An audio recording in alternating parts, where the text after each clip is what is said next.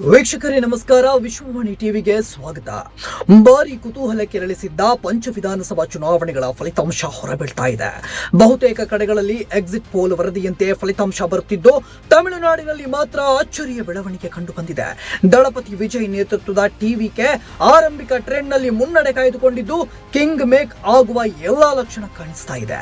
ಇದೀಗ ಬಂದ ವರದಿಯ ಪ್ರಕಾರ ಟಿವಿಕೆ 102 ಕ್ಷೇತ್ರಗಳಲ್ಲಿ ಮುನ್ನಡೆಯನ್ನು ಸಾಧಿಸಿದ್ದು, ಆಡಳಿತಾರೂಢ ಡಿಎಂಕೆ ತೀವ್ರ ಹಿನ್ನಡೆಯನ್ನು ಅನುಭವಿಸಿದೆ. ಡಿಎಂಕೆ ಕೇವಲ 52 ಸೀಟ್ಗಳಲ್ಲಿ ಮುಂದಿದ್ದು, ಎಐಎಡಿಎಂಕೆ 69 ಕಡೆಗಳಲ್ಲಿ ಮುನ್ನಡೆ ಸಾಧಿಸಿದೆ.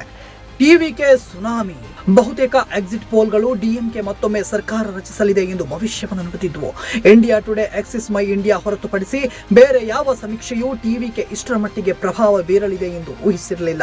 ಇಂಡಿಯಾ ಟುಡೇ, ಆಕ್ಸಿಸ್ ಮೈ ಇಂಡಿಯಾ ಟಿವಿಕೆ 98 120 ಕ್ಷೇತ್ರಗಳಲ್ಲಿ ಜಯಗಳಿಸಲಿದೆ ಎಂದಿತ್ತು.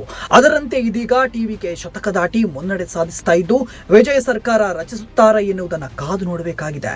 ಎಂಜಿಆರ್, ಜಯಲಲಿತಾ ಬಳಿಕ ವಿಜಯ್ ಕೂಡ ಮುಖ್ಯಮಂತ್ರಿ ಆಗ್ತಾರಾ ಎನ್ನುವ ಕುತೂಹಲ ಮೂಡಿದೆ.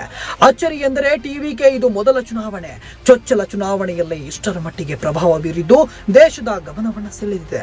ಚುನಾವಣಾ ಪ್ರಚಾರ ಸಮಯದಲ್ಲಿ ವಿಜಯ್ ವಿರುದ್ಧ ಡಿಎಂಕೆ ಸೇರಿದಂತೆ ಹಲವು ನಾಯಕರು ವೈಯಕ್ತಿಕವಾಗಿ ಟೀಕಿಸಿದ್ದು, ಒಂದು ರೀತಿಯಲ್ಲಿ ಅನುಕಂಪ ಸೃಷ್ಟಿಸಿರುವ ಸಾಧ್ಯತೆ ಇದೆ ಎಂದು ವಿಶ್ಲೇಷಿಸಲಾಗ್ತಾ ಇದೆ.